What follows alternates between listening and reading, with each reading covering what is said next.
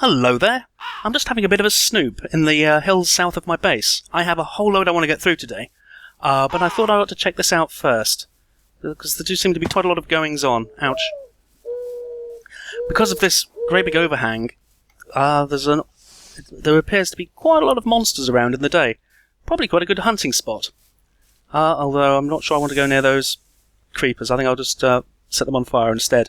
Those are support creepers from primitive mobs, I do believe. Yeah, there's a skeleton there as well.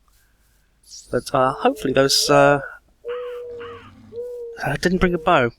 Well, I fed my bow into my Thorncraft research station and haven't done anything about it since. Right. Oh, crikey. I'm not quite sure what happened then. Oh, one support creeper electrified the other. Yeah. No. If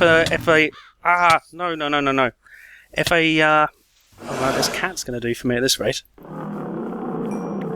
If a creeper is hit by electricity, they become energized and start shimmering like that, and the explosion will be vastly more unpleasant. I think people have generally stopped trying to kill me for a moment.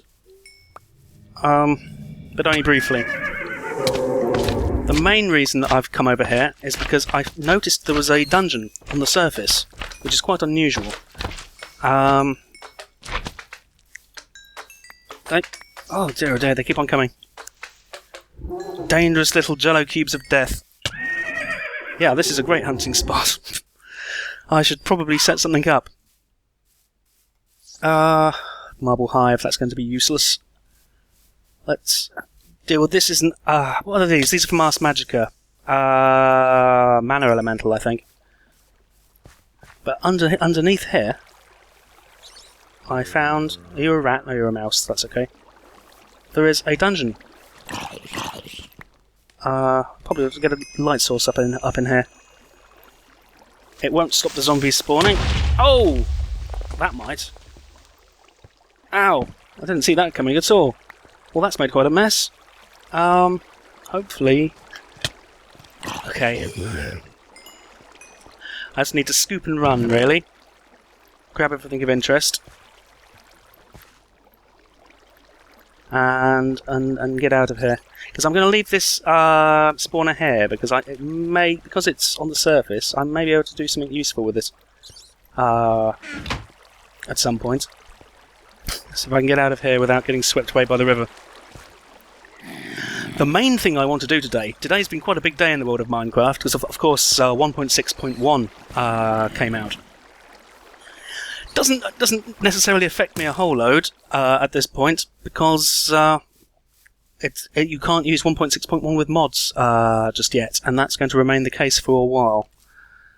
But the other big thing that's happened is that Extra Trees has come out. Now, I've had extra bees by Benny for quite some time, which adds a whole load of extra bee species. But with Extra Trees coming along and adding, I think, something like 76 new species of tree that you can breed, it's really about time I got started with tree breeding. So that's what I want to get started with today. I'm not going to get to the point where I'm messing around with Extra Trees species. I wouldn't have thought. We will see what we've got. These trees should have quite a lot of pollinated spots on them already. I'm just going to have to run off and grab some ingredients, and I'll be right back with you. So, here I am in my bee garden, my favourite place to be. Each of these beehives has been up for a very long time now, and they all contain bee species with a standard pollination radius, which is 9 by 6 by 9. I'm assuming that's centred on the hive. And I've got all 4 standard tree species here. We've got silver birch, we've got jungle, we've got apple oak, and we've got red spruce. And so I've just been using brute force, hoping that the bees will pollinate the trees randomly and I'll get something interesting. Now, a recent forestry patch made it so that you can't see pollinated leaf chunks anymore. What you need is a pair of spectacles. Now, these are easy to make. This is just a bronze ingot and 2 glass panes. There we go. And if I just pop these on, Oh, well, there we are, looking quite intellectual there. And I should be able to see... Yes, there we are. There are many, many pollinated leaf blocks. Now, to harvest those, I need a grafter. Don't try and punch them or use your scoop or anything like that, because you'll run a very good chance of losing the sapling. It's just 2 sticks and a bronze ingot, and that gives you a grafter. Now, if I go and have a little bit of a poke at some of these...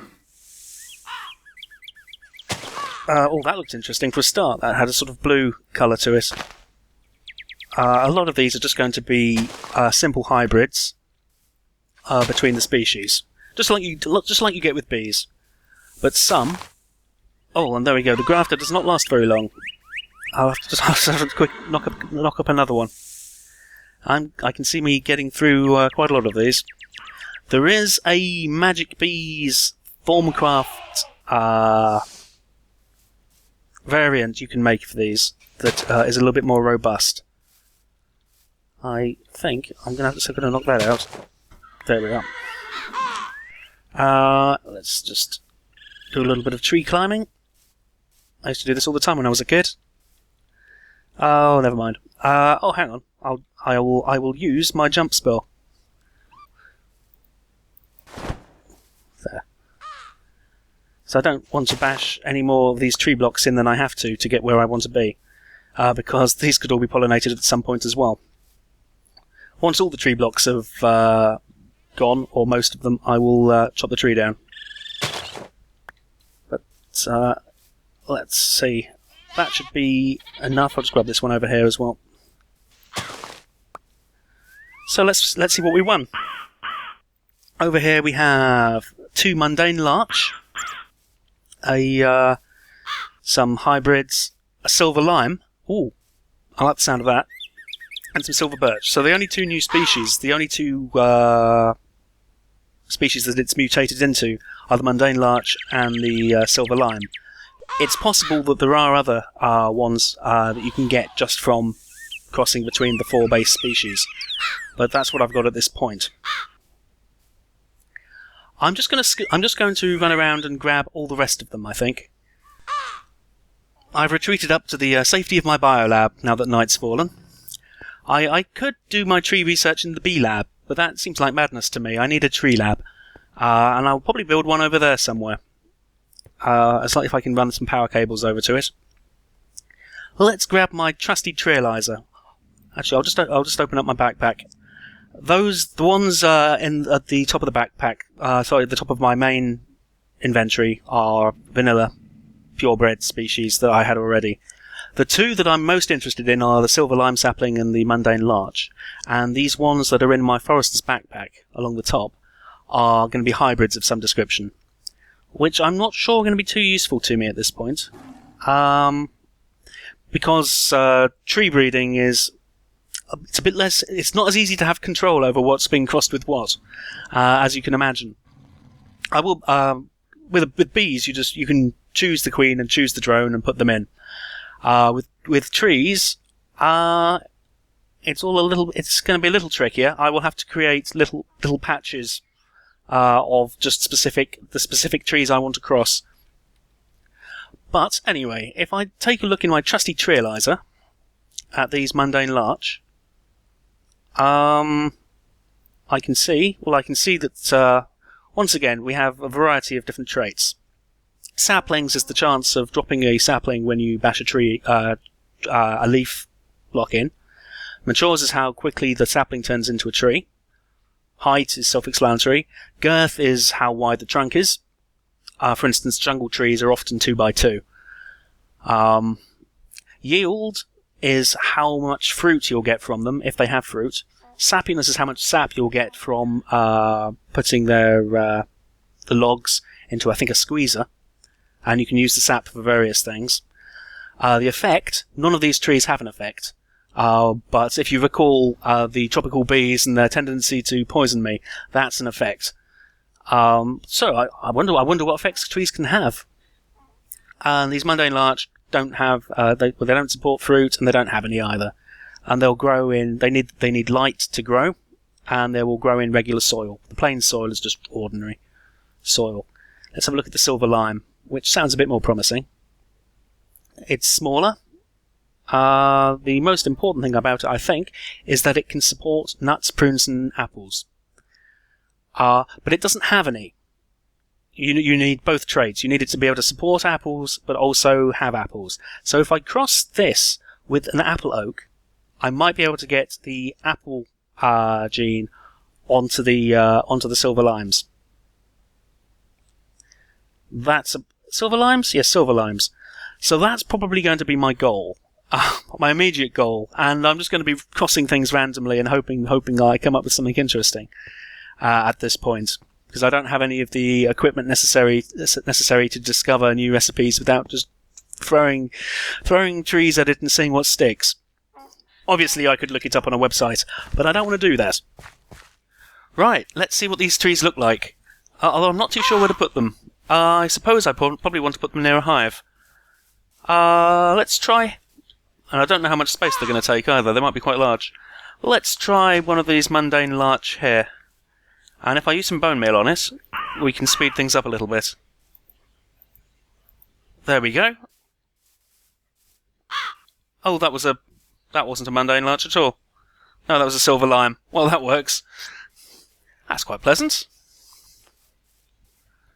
And well, maybe I can squeeze a mundane larch in here as well. Let's try here. I have no idea if this is going to be in range of a beehive or not. I can always do another hive. So let's give that a go. Oh, well, there we are. That's sort of bluish coloured, and they've got fancy coloured trunks. These trees are both from Forestry. I don't know at what point you get into the extra trees type trees, but now that I've got these two up and running, near a hive and a bunch of the original 4 species, hopefully I will start getting into even more interesting species. But those are quite nice. I mean, I could see me planting those just for fun, particularly the lime. And you can use these woods to build with. In fact, extra trees also adds a whole load of fancy things you can do with the wood. Some very nice decorative work and coloured furniture and all sorts of things, which I will definitely be giving a go, but that's a little bit in my future. I've got such a to-do list that I don't know when I'm going to get around to it. But yeah, I'll plant these other two. And I should plant one of each of the species I get on its own, where it's not going to get pollinated, just so I've got a sort of a standard example, safe and sound. Okay, well, I think that's about all I've got time for today. I hope that was useful if you're taking your first steps in the art of tree breeding, and I'll see you next time. Take care.